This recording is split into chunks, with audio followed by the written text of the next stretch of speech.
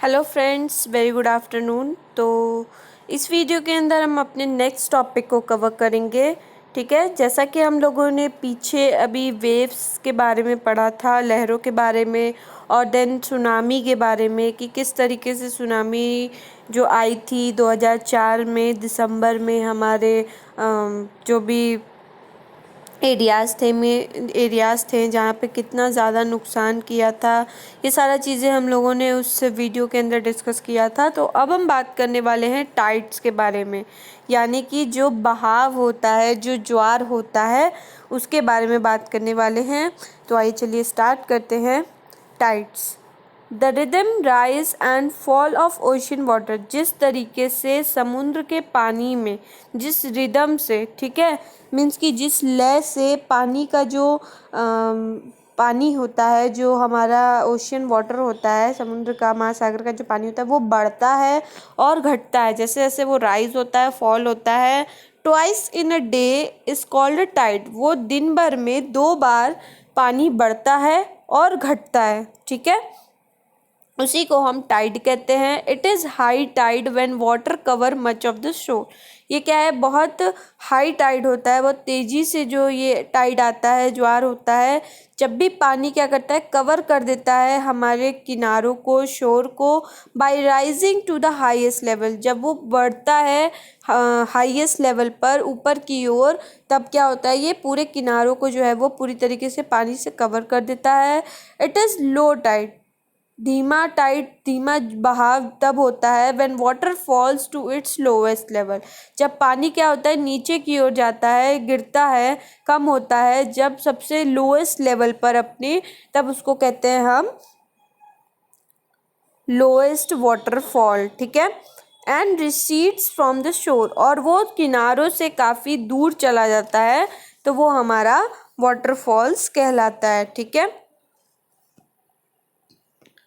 The strong gravitational pull exerted by the sun, जो हमारा gravitational pull होता है, गुरुत्वाकर्षण का जो खिंचाव होता है, वो काफ़ी ताकतवर होता है, स्ट्रॉन्ग होता है, जो सन के द्वारा एक्सर्ट होता है, निकलता है। And the moon on the earth surface, और साथ साथ जो हमारे अर्थ की सतह के पास जो हमारा सन और मून है, उनसे जो है ये स्ट्रॉन्ग ग्रेविटेशनल पुल जो है, वो खिंचाव जो है वो निकलता है, जिसके कारण क्या होता है, टाइड आता है। ठीक है, बहाव आता है। The water on the earth, जो पानी हमारी पृथ्वी पे है, वो क्लोज होता है, बहुत ज़्यादा करीब होता है मून के, ठीक है, चंद्रमा के, get pulled under the influence of the moon, और वो जो है वो खिंचाव आ जाता है, प्रभाव पड़ता है खिंचाव का, उस मून का जो है वो प्रभाव पड़ता है ग्रेविटेशनल फोर्सेस पे, जो हमारा गुरुत्वाकर्षण होता है उस पर काफ़ी प्रभाव पड़ता है। And cause a high tide, उसके कारण से क्या होता है, तेज बहाव हो जाता है। ठीक है,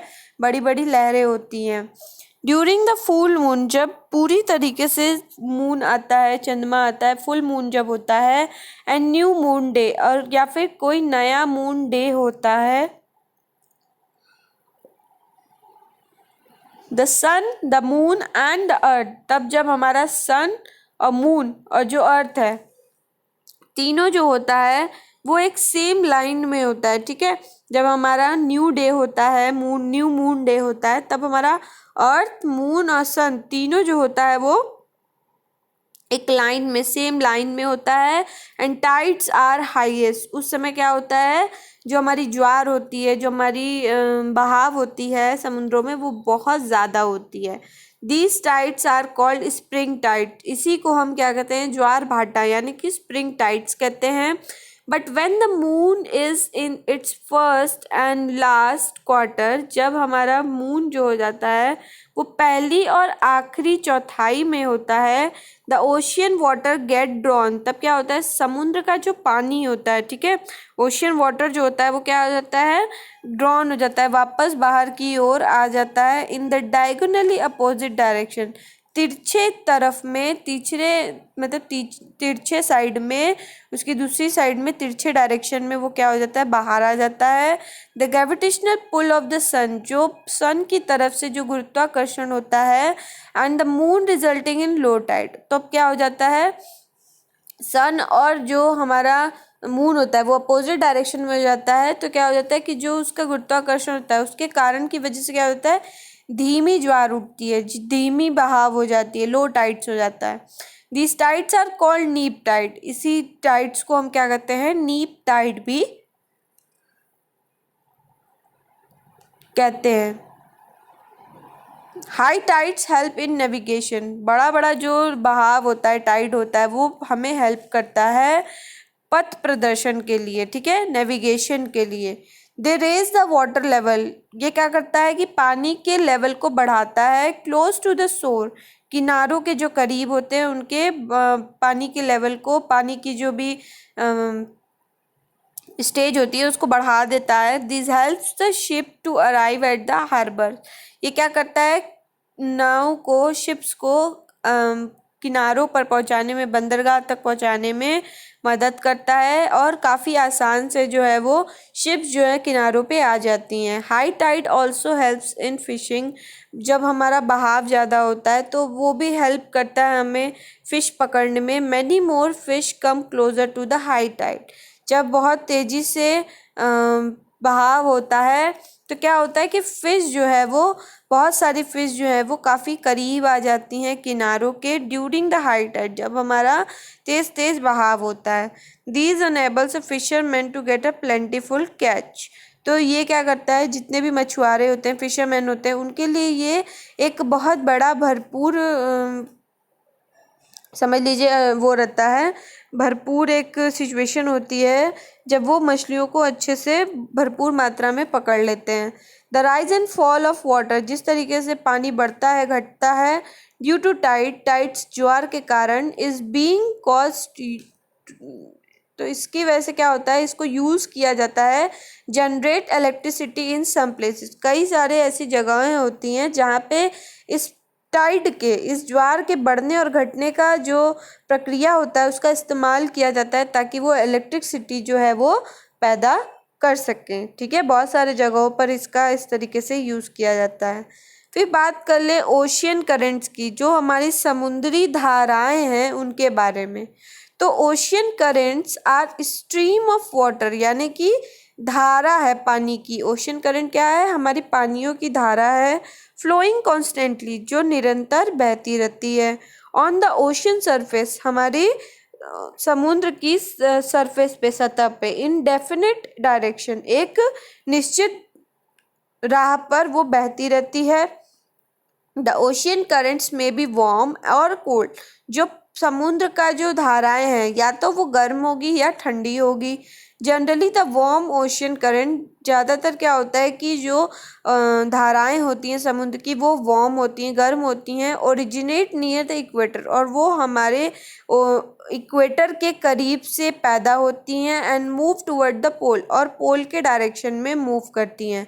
द कोल्ड करेंट कैरी, जो ठंडी धाराएं होती हैं वो क्या करती हैं, कैरी करती हैं पानी को फ्रॉम पोलर और हायर लैटिट्यूड, हमारे पोलर से हायर लैटिट्यूड तक कैरी करती हैं, टू ट्रॉपिकल और लोअर लैटिट्यूड, हमारे ट्रॉपिकल और लोअर लैटिट्यूड तक। The Labrador ocean current is cold current. जब हमारा ठंडा धाराएं होती हैं तो वो हमारी लैब्राडोर मीन्स की जो हमारा समुद्र का लैब्राडोर धाराएं होती हैं वो काफ़ी ठंड होती हैं। While the gulf stream is warmer current. पर दूसरी जगह जो हमारा गल्फ स्ट्रीम होता है, जो गल्फ की धाराएं होती हैं वो काफ़ी गर्म धाराएं होती हैं। The ocean current influence the temperature. जो हमारी समुद्र की धाराएं होती हैं वो प्रभाव डालती हैं हमारे वातावरण मीन्स हमारे जो भी टेम्परेचर कंडीशन होता है, ठीक है, हमारा जो तापमान का जो कंडीशन होता है ऑफ द एरिया, उस पर्टिकुलर एरिया में किस तरीके का तापमान है, उसका क्या कंडीशन है, उस चीज़ को प्रभाव डालता है। वार्म करंट, गर्म जो धाराएं होती हैं, ब्रिंग अबाउट वार्म वाटर, वो क्या करती हैं, साथ में लाती हैं गर्म तापमान को। ओवर अ लैंड सरफेस, हमारी ज़मीन की सतहों पर वो गर्म गर्म तापमान को लाती हैं। जितनी भी वार्म करंट्स होती हैं, वार्म धाराएं होती हैं। The area where the warms and cold current, वो एरिया, वो क्षेत्र जहाँ पे गर्म और ठंडी धाराएं होती हैं आकर के आपस में मिलती हैं, provide the best fishing ground, वो क्या करती हैं, सबसे अच्छी फिशिंग ग्राउंड देती हैं जहाँ पे हमारा गर्म और ठंडा जो है वो दोनों धाराएं आकर के मिलती हैं। ठीक है, वो जगह हमारे फिशिंग के लिए काफ़ी अच्छा होता है। वर्ल्ड के अंदर सी अराउंड जापान, जो हमारे जापान के इर्द गिर्द जो समुद्र हैं, and the eastern coast of North America, साथ साथ जो हमारे पूर्वी तट जो हमारे नॉर्थ अमेरिका के आसपास हैं, आर सच एग्जाम्पल, ये सब क्या है, एग्जाम्पल हैं। The area where a warm and cold current meet, ये सब एरिया जो है यानी कि जापान और जो हमारा ईस्टर्न कोस्ट है नॉर्थ अमेरिका में, ये सब एरियाज जो है जहाँ पर हमारा गर्म और ठंडा धाराएं दोनों आकर के आपस में मिलती हैं। Also experience of foggy weather, साथ साथ इसकी वजह से क्या होता है, आप वहाँ पे एक धुंध वाला फॉगी वाला वेदर मौसम आप वहाँ पे एक्सपीरियंस करते हो। Making it difficult for navigation, इससे क्या हो जाता है, आपको राह देखने में काफ़ी दिक्कतें आती हैं। और फॉगी हो जाएगा मतलब धुआं धुआं हो जाएगा थोड़ा, तो धुंध हो जाएगा, तो क्या होगा कि आपको राह देखने में काफ़ी प्रॉब्लम होती है। ठीक है, तो देखिए यहाँ पे इस डायग्राम में ओशन करंट के बारे में दिखाया है, किस तरीके से हमारा वार्म वाटर और कैसे हमारा कोल्ड वाटर फ्लो करता है, किस जगह पे आके मीट करता है, इस डायग्राम में आप देख रहे हो।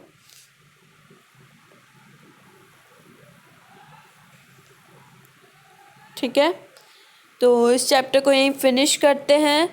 नेक्स्ट वीडियो के अंदर हम अपने न्यू चैप्टर को डिस्कस करेंगे। तो ये चैप्टर यहीं फिनिश होता है। अगर आपको चैप्टर से रिलेटेड कोई भी क्वेरीज होती है तो आप कमेंट सेक्शन में कमेंट करके पूछ सकते हैं। Thank you so much.